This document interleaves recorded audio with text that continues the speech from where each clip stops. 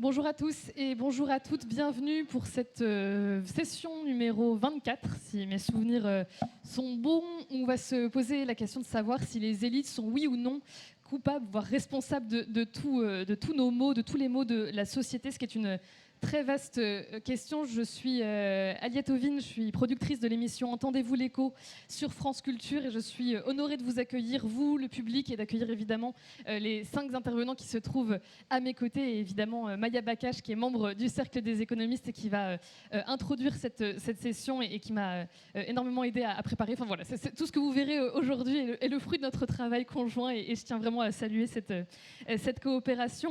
Je tiens également à dire qu'il y a une petite forme de pression sur nos épaules, voilà, sans stress évidemment, mais en discutant aujourd'hui de la question des élites, on s'inscrit dans une très longue tradition de la pensée des élites qu'on pourrait faire remonter aux origines de la politique et de la philosophie en tant que discipline. Mais il y a eu un jalon, et je tenais à le mentionner parce que c'est un anniversaire. En 1916, donc il y a plus de 100 ans, il y a 110 ans, il y a un économiste que vous connaissez sans doute qui s'appelle Vilfredo Pareto, qui a pensé, qui a élaboré sa propre théorie des élites dans son ouvrage Mind and Society. Et voilà, lui disait qu'il y avait une forme de fatalité, qu'en tout cas les élites étaient nécessaires, qu'on avait besoin d'avoir une élite à la fois économique et financière pour faire fonctionner une société quelle qu'elle soit, mais que c'était quelque chose de très concret, qu'il y avait des règles institutionnelles, qu'il y avait des personnes aussi qui faisaient en sorte que les élites restent au pouvoir le plus longtemps possible jusqu'à ce qu'elles soient remplacées. Donc voilà, lui analyser ce cycle-là. Or, en 1916, c'est aussi l'année, et ça on l'apprend en lisant l'ouvrage de Pepper Cool Pepper qui se trouve ici, 1916, c'est aussi l'année où Rockefeller est devenu le premier milliardaire au monde. Et à l'époque, c'est ce qu'il nous dit, à l'époque, être milliardaire, c'était être plus riche encore que Elon Musk aujourd'hui. Donc ça a été vraiment un changement de société. Donc je pense qu'il y a un lien assez direct entre les deux événements cette même année, entre concentration du pouvoir et concentration des richesses. Et c'est évidemment un lien qu'on va interroger aujourd'hui. On va se poser plein de questions, savoir s'il y a une forme de fatalité à ce que les élites existent, s'il faut souhaiter leur remplacement ou en tout cas l'élargissement de ce que sont les élites, et essayer de trouver évidemment des solutions à ce sentiment anti-élite, de comprendre comment il est né, comment il se développe et comment répondre à ces attentes-là. Et pour répondre à toutes ces questions, je vais laisser la parole en tout premier lieu à Maya Bakache, et ensuite je vous présenterai les 5 intervenants qui sont à mes côtés. Maya, je te laisse la parole. Merci beaucoup Aliette. Bonjour à tous. Je suis ravie d'être avec vous aujourd'hui et ravie d'introduire cette table ronde avec que des invités prestigieux et passionnants sur le sujet. Alors, les élites sont-elles responsables de nos maux ? C'est presque tautologique. Une élite se définit par sa responsabilité, parce qu'une élite exerce un pouvoir, qu'il soit économique, intellectuel, etc. Et donc, elles sont par définition responsables.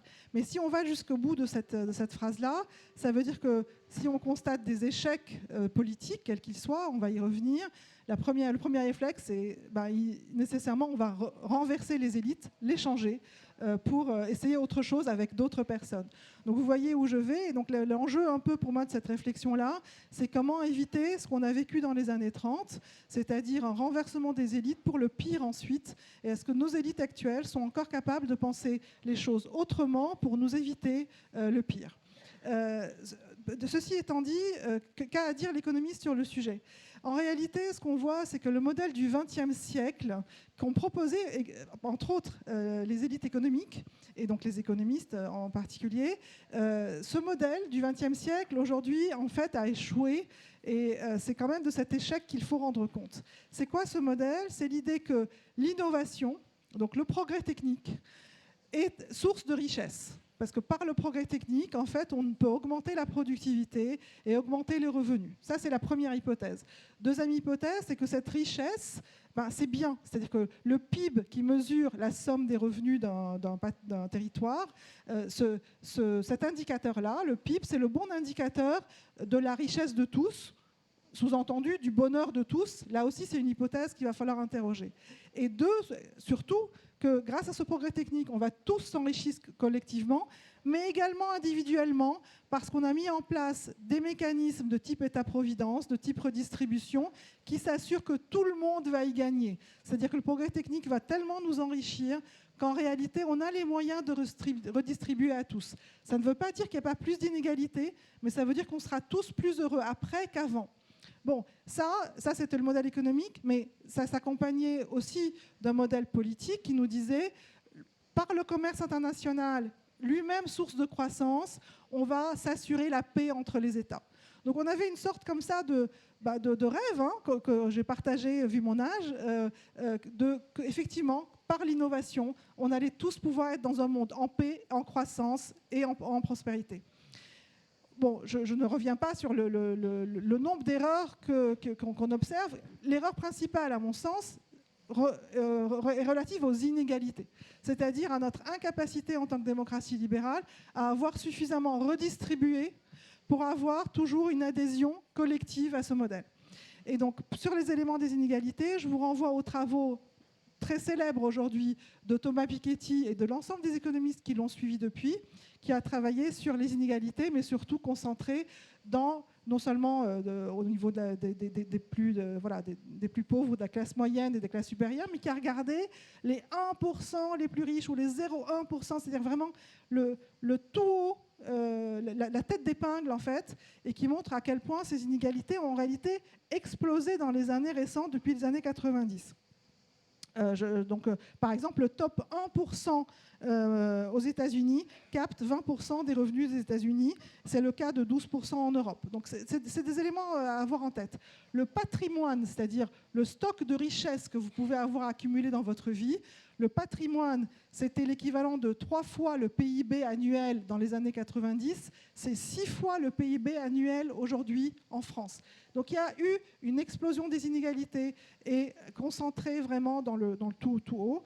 Et ça, c'est ce qu'on appelle, je regarde juste le timing, c'est ce qu'on appelle, par d'autres travaux que ceux de Thomas Piketty, par les travaux qui en fait sont liés à l'économie numérique, on a appelé ça la polarisation. Et ça, c'est une notion très importante pour les économistes aujourd'hui, c'est-à-dire qu'on avait cette idée que effectivement, le progrès technique amenait la croissance et tout ça, on allait redistribuer, et surtout que derrière, chacun individuellement pouvait, par la méritocratie, gravir les différents échelons et que tout allait bien se passer.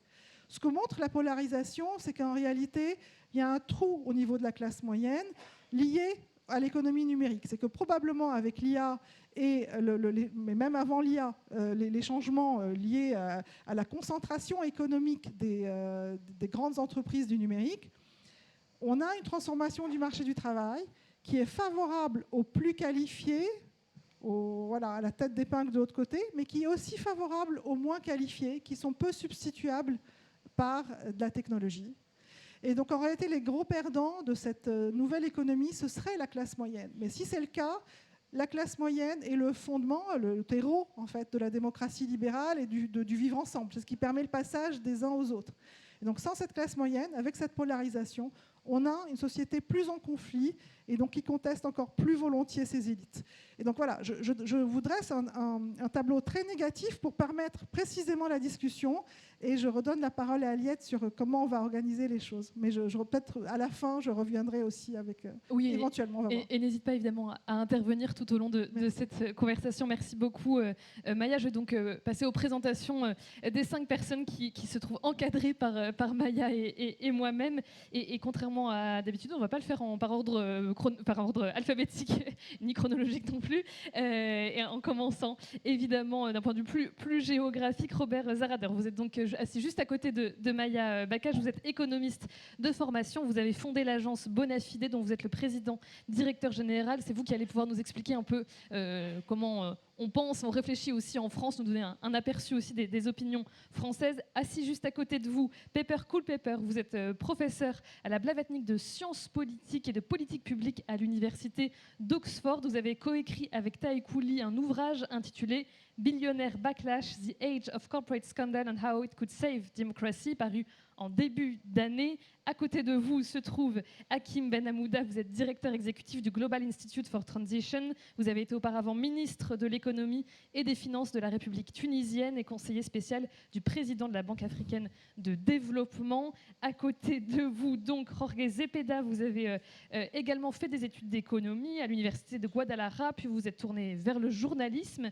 Vous avez avez fondé et dirigé de nombreux titres de presse au Mexique et vous êtes actuellement chroniqueur dans un certain nombre de titres de presse. Et enfin, à côté de moi, cette fois, Léon Lolouza, vous êtes directeur général de l'ESCP Business School depuis juin 2023 et vous êtes également vice-président en charge des relations internationales de la Conférence des grandes écoles. Un grand merci à tous les 5 d'être présents aujourd'hui. Je voudrais qu'on commence par vous, Robert Zarader, parce qu'on l'a compris, on va avoir des points de vue très internationaux. On a 2 points de vue français, mais aussi très internationaux. Et puis voilà, on a la Grande-Bretagne, les États-Unis, la Tunisie, le Mexique. Tout ça va nous donner un panorama global. Robert Zarader, où est-ce qu'on a failli, si on regarde le moment d'aujourd'hui? Est-ce que vous diriez qu'il est particulièrement anti-élite? Est-ce qu'on est arrivé peut-être à un point de crispation ultime? Et si oui, quels sont les reproches? Est-ce que c'est la déconnexion vis-à-vis de la réalité? Qu'est-ce qui caractériserait le moment aujourd'hui et qui expliquerait aussi quelque part un certain nombre d'erreurs peut-être? Il y a de fait un moment très particulier qui est lié à l'évolution du contexte politique et des rapports de force politique aujourd'hui dans beaucoup de pays, et c'est le cas en France. On a assisté à un phénomène de polarisation extrêmement marqué et avec une forme de symétrie de rejet des élites entre une polarisation à l'extrême droite et une polarisation à l'extrême gauche qui, chacune d'entre elles, ont un langage avec un niveau de démagogie relativement varié sur la critique et le rejet des élites. Alors, si on veut regarder la question telle qu'elle est posée, on pourrait dire, c'est quoi? C'est la réponse, c'est ils ne sont pas responsables, mais où est-ce qu'ils sont irresponsables? Ce qui n'est pas tout à fait la même façon de traiter le sujet. Aujourd'hui, la façon dont les extrêmes et la critique des élites est faite penche beaucoup plus sur une forme d'irresponsabilité. Et pourquoi, finalement, cette forme-là fonctionne, ou en tout cas fonctionne au moins de manière médiatique et politique. Elle fonctionne d'abord par le fait que les élites, et en particulier en France, la façon dont elles se sont structurées, elles sont structurées très très vite dans des formes de corporations, de technostructures, des élites administratives extrêmement fermées, qui très vite sont apparues, non pas au sens de ce qui a été critiqué, y compris par le président Macron, sur l'État profond, mais surtout sont apparues comme totalement déconnectées de la réalité quotidienne des gens. Et cette déconnexion, elle est à la fois utile aux 2 extrêmes, parce que c'est ce qui permet de construire une critique des élites en les rendant effectivement responsables de tous les maux. Alors, il ne faut pas non plus sous-estimer la responsabilité des élites dans tous les maux. C'est vrai, on ne peut pas se contenter de dire que tout ce qui va mal vient des élites et tout ce qui va bien ne viendrait pas des élites. Je crois qu'il y a une forme de paradoxe toujours dans la relation aux élites, qui est à la fois une fascination des élites, avec un espèce de fantasme qui est est-ce que moi, un jour, je ferai partie de cette élite? Et si on veut aussi le regarder de manière un peu amusante, aujourd'hui, j'ai regardé ce matin, on en est à 37 candidats à l'élection présidentielle en France. 37. Très objectivement, il y a eu beaucoup de papiers qui ont été faits sur la surproduction des élites, mais je crois que là, il y a une surproduction des candidats qui aspirent à être l'élite, avec des parcours totalement différents, des parcours médiatiques, des parcours politiques, des parcours économiques, et chacun d'entre eux, chacun d'entre elles, pense pouvoir être président de la République. Ce qui est quand même, vous le concevez quand même, une façon de voir la fonction présidentielle qui m'apparaît assez simpliste. Et je pense que globalement, au moins les 3/4 de ce groupe-là n'ont aucune qualité pour être président de la République. Mais il y a une forme de fascination d'appartenance aux élites. Le deuxième point, c'est intéressant parce que c'est un point qui a été abordé par le journal Le 1, que vous connaissez sans doute. Et le dernier numéro du 1, c'est pourquoi les clowns sont au pouvoir. Et la question, c'est est-ce que les clowns ont ou vont remplacer les élites? Et cette question peut apparaître banale, mais je crois qu'elle a une certaine forme de réalité. Elle a d'abord une réalité mondiale, comme vous l'avez vu, et puis elle a une réalité aussi aujourd'hui qui est très intéressante et qui est une réalité du pouvoir médiatique. Parce qu'au-delà de la redistribution, ce qui aujourd'hui pénalise et, je crois, joue contre les élites, c'est aussi le caractère totalement endogène, la non-reproduction. Et dans les faits, ça crée des espèces de bulles Et vous voyez, il y a quand même un certain nombre de gens très sérieux qui ont fait des travaux sur Patrick Sébastien et le pouvoir, 18 pages dans Le Grand Continent, qui ont théorisé Cyril Hanouna, candidat à la présidentielle, ou Alexandre Jardin. Et je trouve que c'est intéressant parce que finalement, on voit bien qu'il y a non seulement un discrédit des élites, mais finalement des bancs, des remplaçants, des plans B qui sont juste totalement absurdes. Mais malgré tout, ça fonctionne. Et c'est une fonction qui finalement est liée à quelque chose qui m'amuse beaucoup, et je crois notamment dans le pouvoir médiatique. Dans le pouvoir médiatique, on voit qu'aujourd'hui, il y a effectivement une fonction du divertissement qui est une fonction de diversion, au sens machiavélique ou de Clausewitz du terme. Et cette diversion, il ne faut pas la considérer de manière secondaire. Elle occupe l'esprit, elle occupe les polarisations, elle occupe l'esprit des électeurs. Et je crois que c'est un vrai danger que de considérer les élites comme inutiles, parce qu'elles sont utiles, parce qu'elles ont quand même une expertise dans la gestion de l'État. Et on ne s'improvise pas comme 36 d'entre eux potentiellement présidents de la République. Donc les élites françaises ont ce point-là. Et je vais finir par une anecdote parce qui m'amuse beaucoup. Les élites françaises, elles sont tellement dans l'entre-soi. Je vous invite à regarder le nombre d'articles, y compris dans Le Monde, des pages entières sur une institution française scolaire qui s'appelle l'école alsacienne. Bon. Alors, je ne sais pas si tout le monde connaît l'école alsacienne, c'est vraiment le nec plus ultra de l'éducation parisienne, c'est très, très parisien. Et aujourd'hui, les élites se battent entre elles pour savoir qui est-ce qui va être directeur de l'école alsacienne. Et ça va quand même de plusieurs premiers ministres, plusieurs ministres des armées, etc., qui se battent pour savoir qui doit être directeur de l'école alsacienne. Et ça, c'est totalement symbolique du fonctionnement de l'élite française. Robert Zarader, on peut vous applaudir, c'est vrai. On voit qu'il y a un double problème, celui de la qualité et celui de la quantité, finalement, des élites qui sont produites aujourd'hui. Vous avez mentionné le rôle des médias. On va y revenir, notamment parce qu'on a un journaliste dans cette assemblée, et puis que Pepper Cool Pepper a aussi beaucoup abordé cette question-là. Pepper Cool Pepper, je voulais justement vous demander qu'est-ce qui fait qu'on est arrivé à cette situation-là d'une très grande défiance vis-à-vis des élites, alors même que Robert Zarader vient de le dire, on en a aussi besoin. C'est une source de fierté pour les nations qui les produisent. Comment on en arrive au point où c'est effectivement un discours électoral gagnant que de se positionner anti-élite? Est-ce qu'il faut à ce moment-là se poser la question de est-ce que c'est la structure même du système, c'est la structure économique qui a permis la surproduction de ces élites, et c'est le fait que élite politique et élite économique soient peut-être un peu trop proches? Est-ce qu'on peut identifier aussi le moment de ras-le-bol d'aujourd'hui comme le moment où on se rend compte qu'il y a une forme d'union des élites de ce point de vue-là? Thanks very much.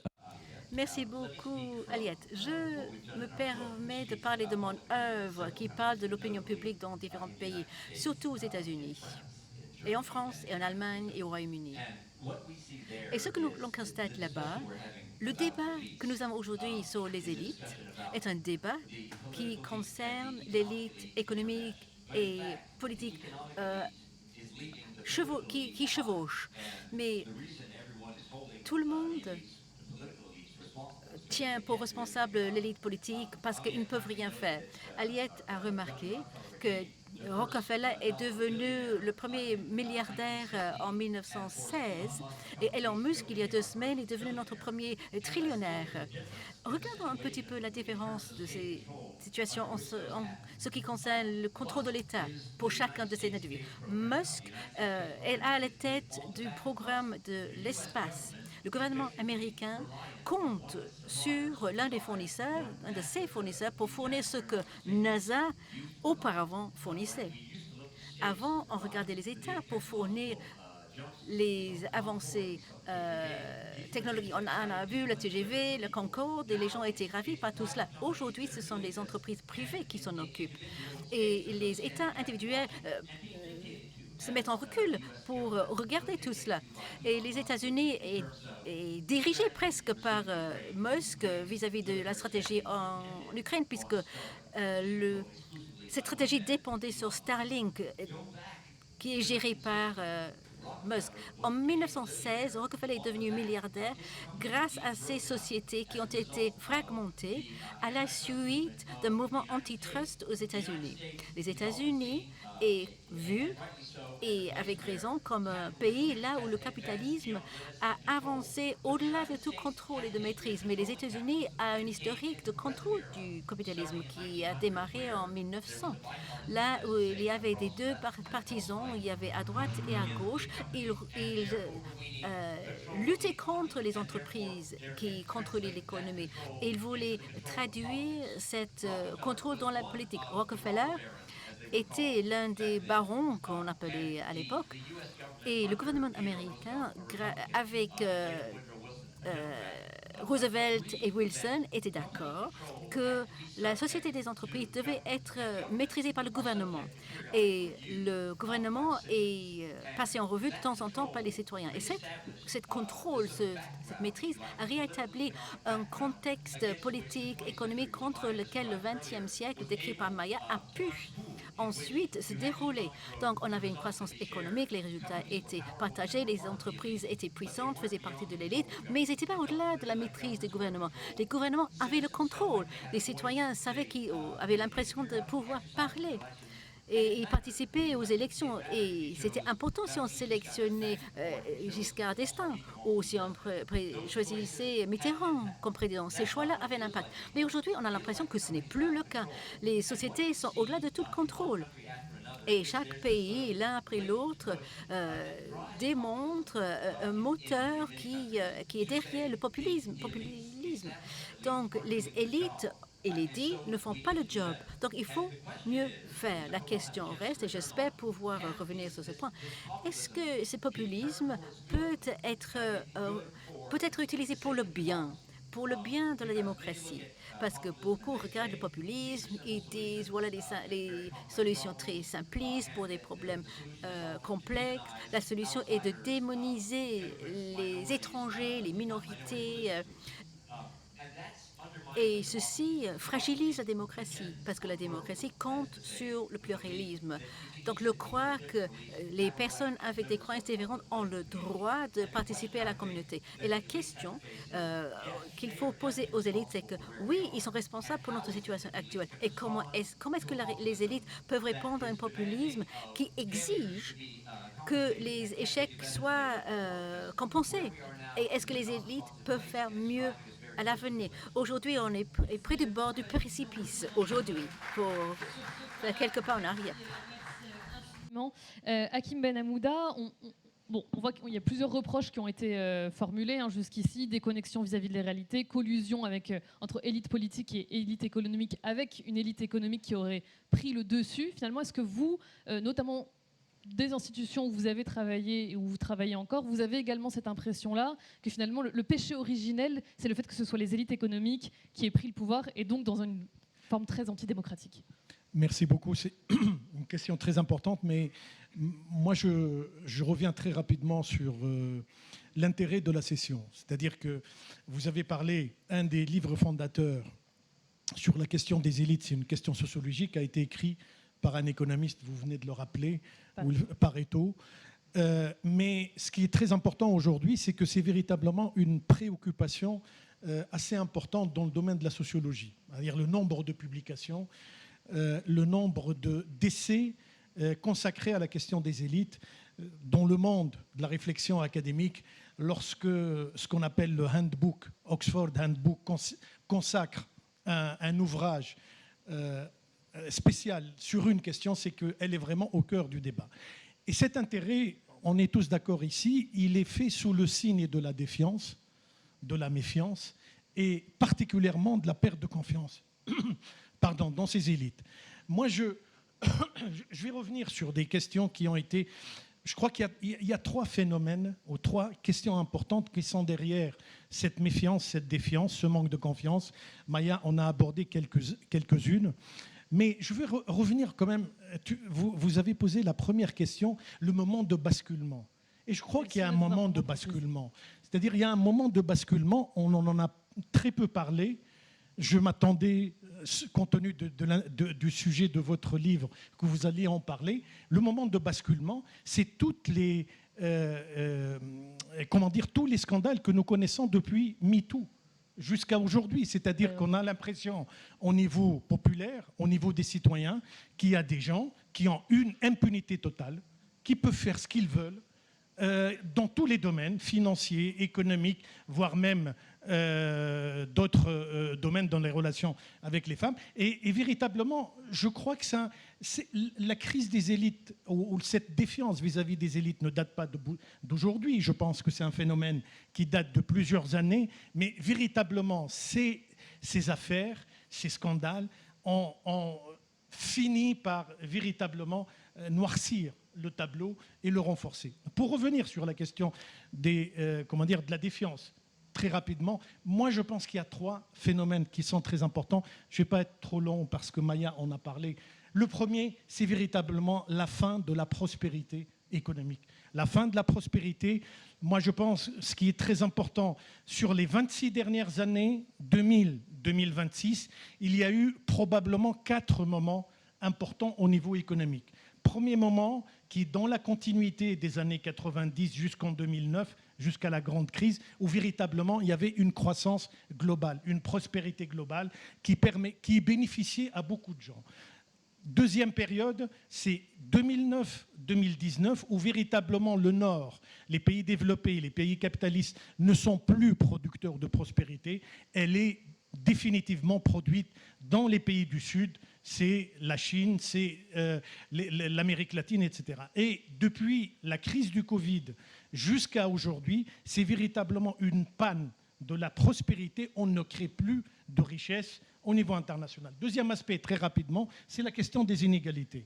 Et je ne parlerai pas des inégalités, vous l'avez évoqué, Maya, dans les pays développés, mais dans les pays du Sud. C'est le même phénomène dans les pays du Sud global. Je viens de consacrer un essai sur la question du Sud global et sur les inégalités. Les 4 régions du Sud global, l'Afrique, la région MENA, c'est-à-dire Moyen-Orient, monde arabe, l'Asie et l'Amérique latine. C'est les régions qui connaissent le plus de croissance, qui sont les plus intégrées dans la croissance mondiale, qui connaissent le phénomène d'accroissement des inégalités qui est le plus important. Donc, 2 aspects qui me paraissent importants. Incapacité de ces élites à construire un nouveau modèle de prospérité partagé. Deuxième élément, les inégalités. Et en 15 secondes, un dernier aspect qui contribue, peut-être on n'est pas assez conscient dans les pays développés, c'est les questions géopolitiques. Les questions géopolitiques. Aujourd'hui, il y a une défiance importante dans les pays du Sud global vis-à-vis des élites démocratiques rattachées aux principes des droits de l'homme, aux principes de la modernité occidentale, pour une raison très simple, c'est que sur les questions géopolitiques, ces pays suivent le double standard, comme on dit, 2 poids, 2 mesures. Dans les conflits, on soutient certains pays, contre d'autres. Dans d'autres conflits, on est solidaire avec, je parle des conflits au Moyen-Orient et des conflits dans d'autres pays. Donc, ces questions géopolitiques également, et véritablement ce décalage entre les principes et les positions des élites contribue également à ce phénomène de défiance. Merci. Merci beaucoup, Hakim Ben Hamouda. Et merci d'avoir rappelé qu'il existe effectivement une notion d'élite occidentale aussi qui est très, très importante. Jorge Zepeda, pour continuer à qualifier le moment dans lequel on vit, est-ce que selon vous, effectivement, la défiance, c'est la seule façon d'envisager les élites? Est-ce qu'au Mexique aussi, il y a cette défiance généralisée telle qu'on peut l'observer et telle qu'on en a dressé le constat jusqu'ici?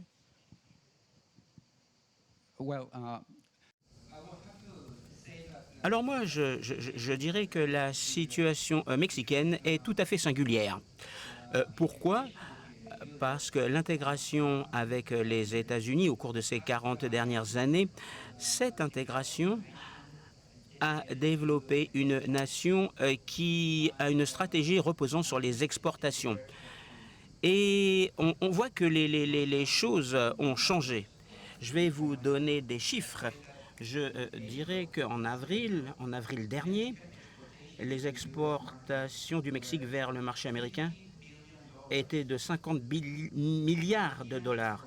Les exportations européennes vis-à-vis du marché américain, c'est 40 milliards. Donc le Mexique à 25% d'exportation vers les États-Unis que les pays européens. Donc pour notre pays, nous sommes devenus une nation exportatrice. Alors c'est tout à fait intéressant. Mais cela n'a pas apporté la prospérité à notre pays. Comme Maya l'a souligné, ce que nous voyons, c'est que nous avons vu que les partis n'ont pas pu résoudre la question des inégalités. Il y a 8 ans, nous avons voté pour un gouvernement de gauche qui est au pouvoir et les choses ont commencé à changer pour certaines choses. Mais c'est une question de redistribution. Le gouvernement a pu augmenter le pouvoir d'achat de la population. 13 millions de personnes sont sorties de la pauvreté au cours de ces dernières années. Néanmoins, l'économie n'est pas sur le chemin de la croissance parce que les élites économiques ont boycotté les projets de ce gouvernement. Et elles n'ont pas investi. Donc, la croissance de l'économie a été moins de 1% au cours de ces 8 dernières années. C'est-à-dire que c'est beaucoup moins que l'indice démographique au Mexique. Donc, il y a une stagnation. Avec M. Trump, les choses changent et elles prennent un tournant dramatique.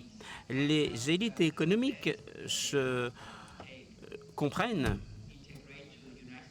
qu'il faut s'intégrer aux États-Unis, mais cela est mis en danger par la mise en place des politiques protectionnistes préconisées par Donald Trump. Donc, il s'agit de trouver une solution à cet état des choses. Ainsi, il y a une nouvelle alliance, une alliance historique, parce que deux adversaires, des adversaires de toujours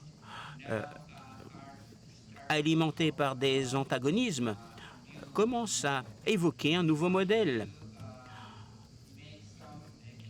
en essayant de trouver un équilibre entre la croissance et la redistribution des fruits de la croissance.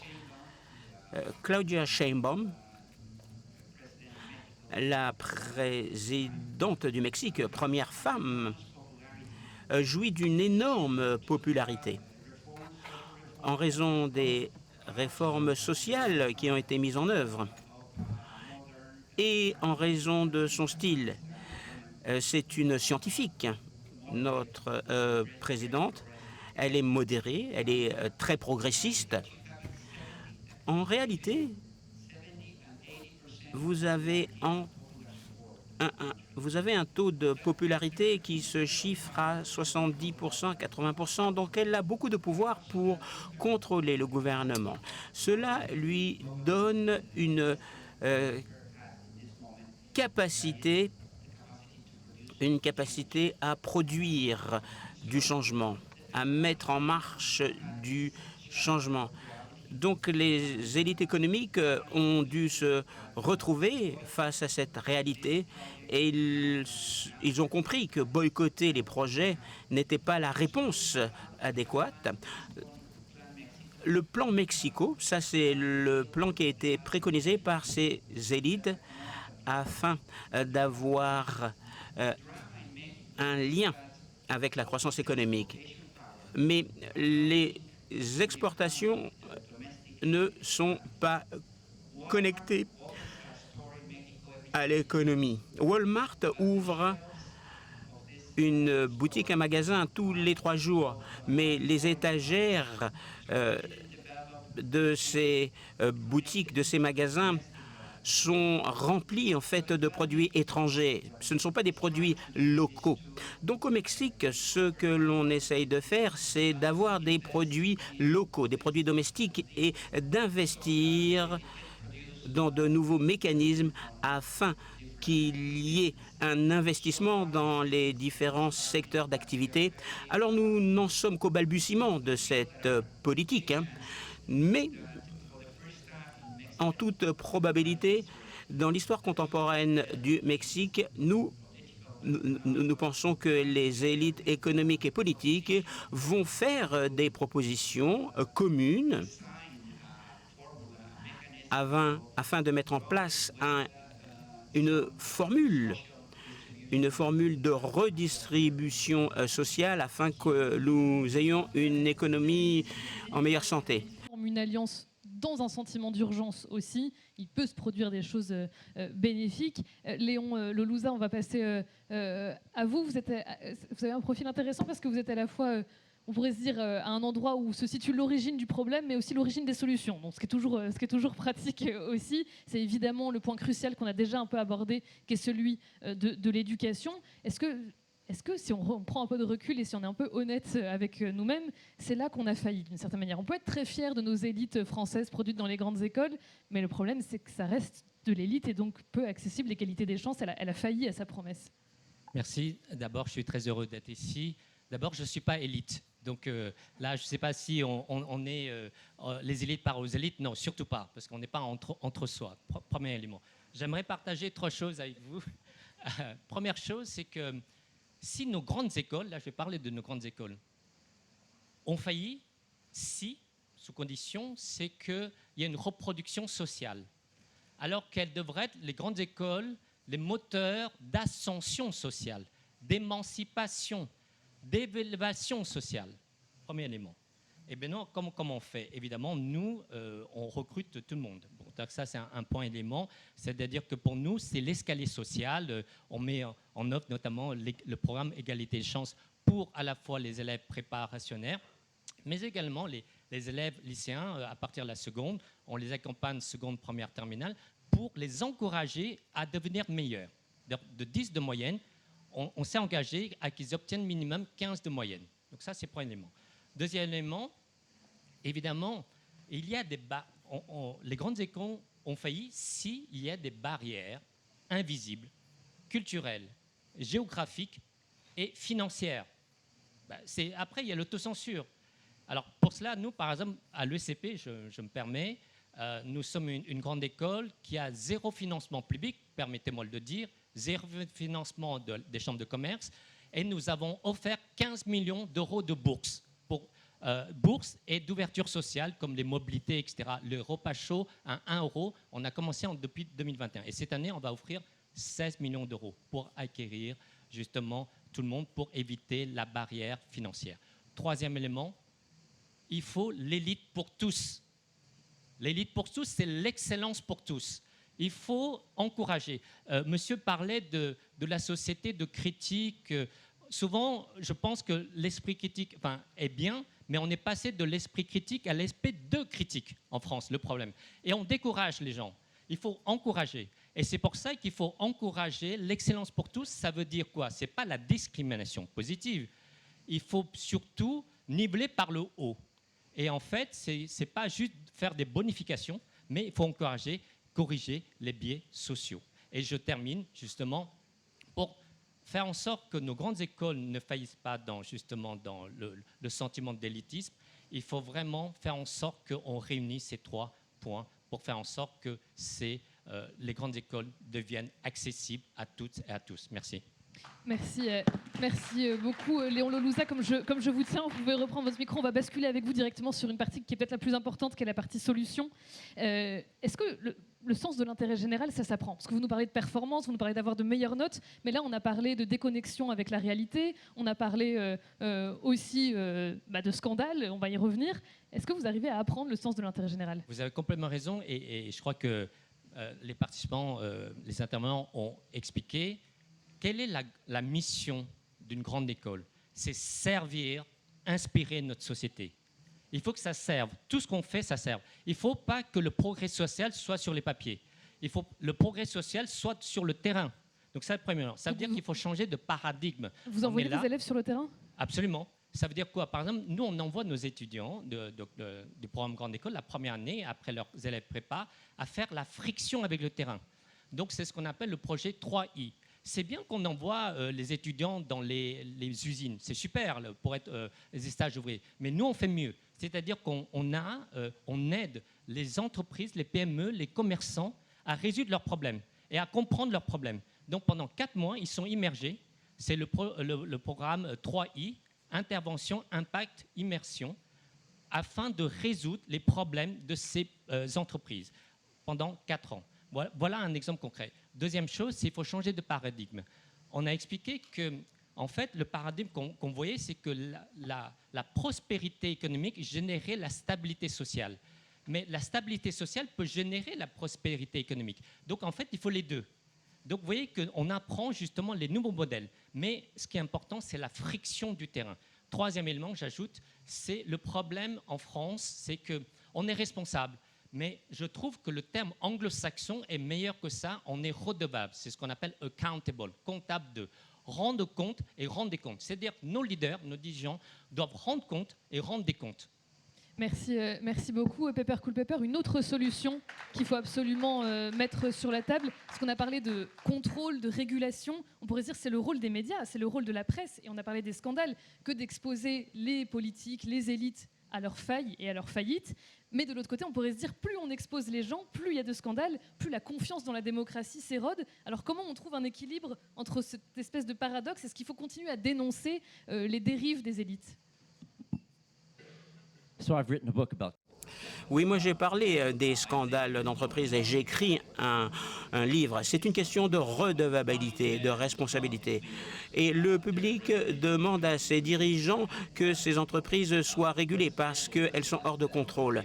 Mais en réalité, il faut prendre en considération tout cela. Comme l'a dit mon collègue, la courroie de transmission, ce sont les médias. Nous avons des médias qui sont quelque peu fragmentés. Ainsi, nous n'avons pas un message commun. Alors, avec ces scandales d'entreprise, j'en ai déjà parlé un petit peu plus tôt, je dirais qu'il y a une opinion latente qui se trouve au sein de l'opinion publique. Ces entreprises sont incontrôlables et que le gouvernement devrait les contrôler. Le gouvernement, droite, gauche, coalition, écoute la voix des grandes entreprises, écoute davantage les grandes entreprises que les citoyens. C'est comme ça que fonctionne le capitalisme. Et vous avez des égalités de représentation, même si nous avons ces élections où on vote pour une personne. Alors il y a des scandales qui ont cours et en fait les entreprises sont tenues responsables. Mais la question maintenant, comment on change cet équilibre? Il y a une solution avec 2 dimensions. Il y a un sacrifice à faire. Le public et un sacrifice de la part des élites. Nous sommes tous des élites. Je m'inscris en faux par rapport à mon collègue. Nous sommes des élites. Nous avons tiré parti du fait que nous soyons des élites. L'éducation, l'instruction. Et souvent, l'éducation, ça a été un petit peu notre apanage. Il faut mettre en place un nouveau contrat social. Ce qui est important, c'est l'impartialité, c'est l'équité. Bien sûr, il s'agit de redistribuer. Les personnes de gauche et de droite auront des points de vue différents sur la redistribution. Et en fait, on voit que les règles du jeu sont biaisées parce que les élites n'ont pas joué franc jeu, en quelque sorte. Donc, les possibilités ne sont pas disponibles pour tout le monde. Les États-Unis et la France ont un mythe sur la méritocratie. Les Français savaient que ce n'était pas vrai. Et les Américains se rendent compte que la méritocratie ne fonctionne pas très bien. Et la méritocratie est critiquée. En fait, souvent, il faut prendre en considération les valeurs humaines, comme l'a dit le philosophe. Donc il y a des solutions, mais c'est difficile parce qu'il faut faire des sacrifices. Nous devons accepter que nous devons perdre nos privilèges. Et puis il faut parler à l'opinion publique. Lorsque Trump a remporté les élections, peut-être qu'un populiste va remporter les élections en France. Peut-être qu'au Royaume-Uni, il y aura aussi un président populiste. Il faut prendre tout cela en considération. Il faut faire preuve de redevabilité. Il faut des changements fondamentaux qui doivent émaner des élites. Merci. Cette notion d'accountability, parce qu'on a envie de se demander qui va demander des comptes? Est-ce qu'on a un problème dans la lutte contre la corruption, notamment? Est-ce qu'il faut plus d'instances de régulation et de contrôle? Merci. Moi, je pense que... et je vais profiter de l'occasion d'ailleurs pour répondre à votre première question. Oui, accessoirement, mais C'est- je vous l'avais déjà Moi, bien fait. j'ai dit, et je suis tout à fait d'accord avec tous mes collègues, avec Maya, sur la défiance des élites. Mais il y a des critiques. Vous avez prononcé un mot extraordinaire qui est le bien public. Moi, il y a des critiques que je trouve impertinentes, que je trouve véritablement unfaires vis-à-vis des élites. Dire, je connais pas les États-Unis, je connais pas l'Europe. Moi, je connais les pays africains, je connais les pays asiatiques, je connais les pays du monde arabe. J'ai travaillé avec des ministres des Finances pendant 20 ans. Dire aujourd'hui qu'il y a un ministre des Finances qui passe le matin chez un grand homme d'affaires pour prendre ses instructions, ou dire même qu'il y a un grand homme d'affaires qui ose donner des instructions à un ministre, à quelqu'un de l'élite, ça, vraiment, c'est unfair à tous ces gens. Il y a peut-être des exceptions. Mais véritablement, il y a des administrations qui sont garantes du bien public. Alors, elles ont des difficultés à agir avec ce bien public. Elles ont des difficultés à imaginer des solutions. Elles ont des difficultés à imaginer quelle est une nouvelle dynamique de croissance. Elles ont des difficultés à construire une nouvelle prospérité. Elles ont des difficultés à reconstruire un contrat social, à étendre l'éducation à tout le monde. Elles ont des difficultés à étendre la santé à tout le monde, à étendre les bases du contrat social qui a existé en Europe et dans le Sud global après la Seconde Guerre mondiale. Elles ont des difficultés à le faire. Mais ces élites, elles cherchent tous les matins comment le faire. Elles n'ont peut-être pas les bonnes manières, mais véritablement, je pense que l'argument de dire elles échouent parce qu'elles sont à la solde du grand capital, ça serait véritablement très unfair à ces élites qui, tous les matins, cherchent à répondre au bien public et cherchent véritablement des réponses. Elles sont inefficaces pour l'instant, elles ont du mal à trouver les réponses, mais c'est vraiment la préoccupation d'un grand nombre, en tout cas, de ces personnes. Et véritablement, aujourd'hui, c'est le cœur de la réflexion. Je vais juste finir là-dessus. Les économistes américains aujourd'hui, les économistes les plus en vue, Acemoglu vient d'avoir le prix Nobel, Danny Rodrik, un des économistes les plus en vue, leurs 2 derniers livres, dans le titre, il y a le mot « shared prosperity », c'est-à-dire que les gens sont conscients de l'importance d'avoir une prospérité partagée, moins d'inégalités, reconstruire le contrat social. C'est véritablement l'avenir de la reconstruction démocratique dans le Nord, mais également dans le Sud. Merci. Merci. Merci beaucoup, Hakim Ben Hamouda. Robert Zarader, je crois que vous vouliez réagir. Et attention, parce que ce sera le mot de conclusion, donc lourde responsabilité pour vous, parce que je voudrais quand même qu'on entende les questions dans le public. Oui, alors écoutez, je pense que j'ai déjà commencé par une image, parce que répondre à votre question, c'est essayer de faire rentrer le dentifrice qu'on vient de sortir du tube dans le tube dont il vient d'être exclu. Donc il faut faire rentrer le dentifrice dans le tube, parce que je pense que c'est quand même très très compliqué de se dire que la réponse aujourd'hui à la situation, finalement, parce que derrière c'est la question de la démocratie qui se pose, est facile à résoudre. Je pense que la question de la démocratie, non seulement n'est plus facile à résoudre, mais, si vous voulez, quand on avait des élections présidentielles en France ou ailleurs, la démocratie, c'est une donnée. Voilà, on était dans un monde démocratique et on s'organisait dans ce monde démocratique. La démocratie n'est plus une donnée. La démocratie est déjà un combat. C'est-à-dire, dans le cadre des élections à venir, la démocratie sera un objet. Ça ne sera plus le contexte. C'est le premier point.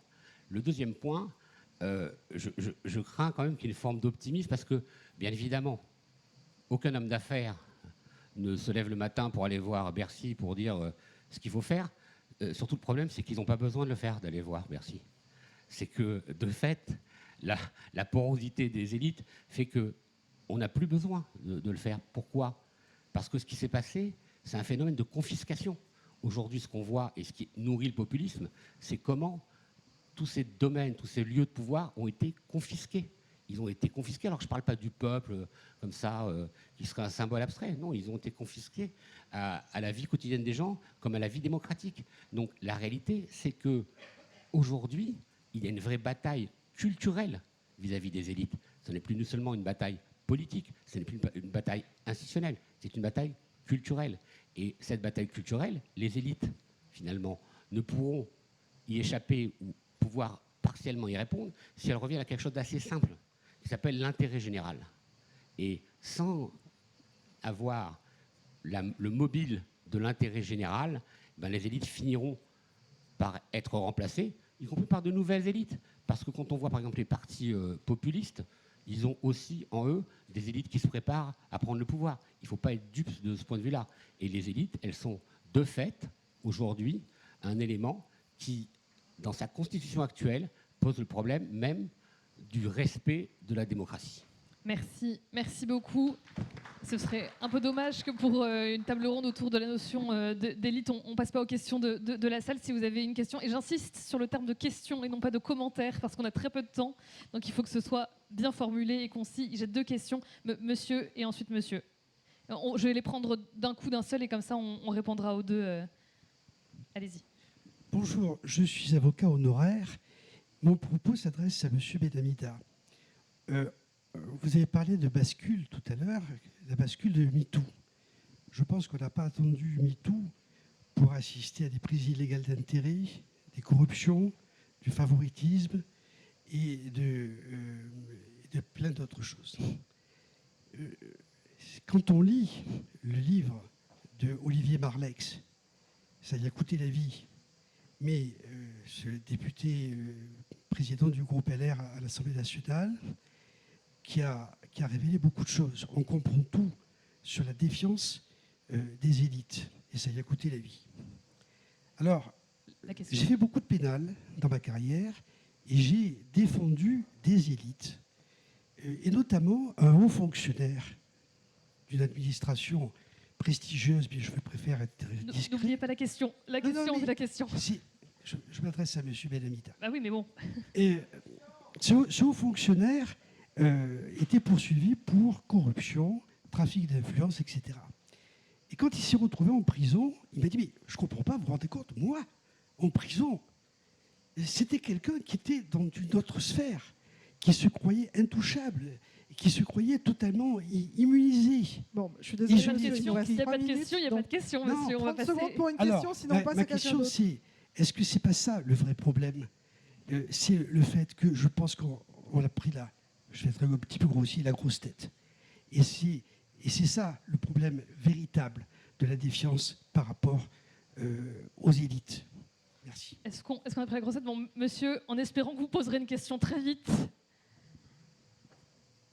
C'est gentil. Oui, j'ai entendu 2 mots qui sont le bien commun et l'intérêt général. La question, c'est par rapport aux élites. Bon, alors il y a sans doute des élites, je ne vais pas faire trop de commentaires, hein. Il y a sans doute des élites qui sont des bien-pensants, bienveillants, etc. Il y en a sans doute, il y a des scandales financiers tous les jours, voilà, etc. Donc je passe les détails. Qu'est-ce qui va faire demain que les élites d'aujourd'hui vont basculer dans l'intérêt général? Qu'est-ce qui fait? Est-ce que c'est des rapports de force? Est-ce que c'est des prises de conscience de dirigeants? Voilà. Qu'est-ce qui fait que les élites vont véritablement basculer dans l'intérêt général et dans les enjeux que posent toutes les transitions actuelles? Merci beaucoup. Jorge Zepeda, vous souhaitiez répondre. Yes, I just want to... Oui.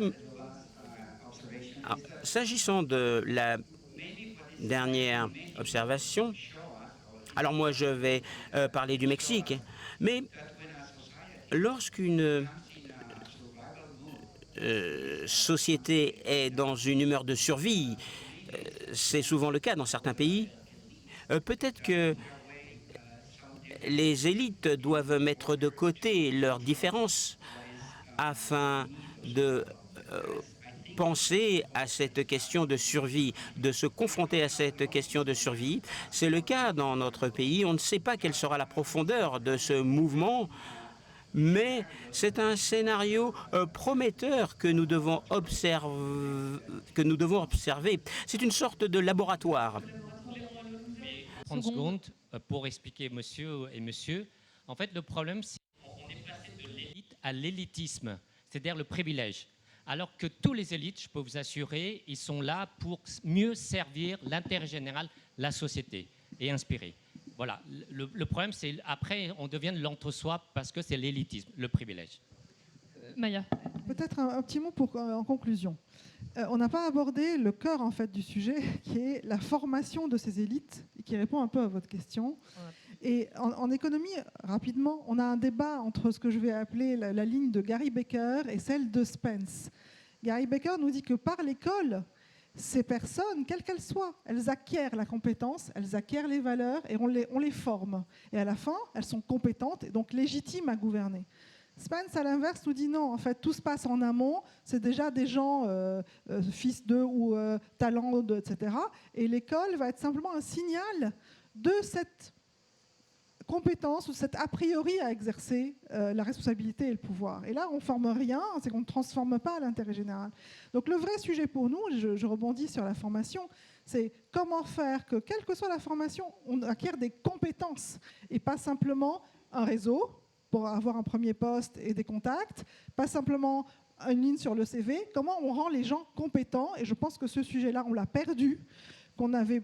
Je ne reviens pas sur le niveau en maths. En France, je vous renvoie à toutes les autres tables rondes qui vont porter sur le sujet, au décrochage des filles en maths en particulier, et à la faiblesse de notre compétence scientifique aujourd'hui, et donc l'importance de requérir de la compétence solide, qui est, je pense, le terreau, en fait. Une des solutions à cette lutte de pouvoir qui fragilise fondamentalement les élites et qui les décrédibilise définitivement. Merci beaucoup, Maya, et merci à tous les 5 d'avoir participé. On peut vous applaudir. Merci infiniment.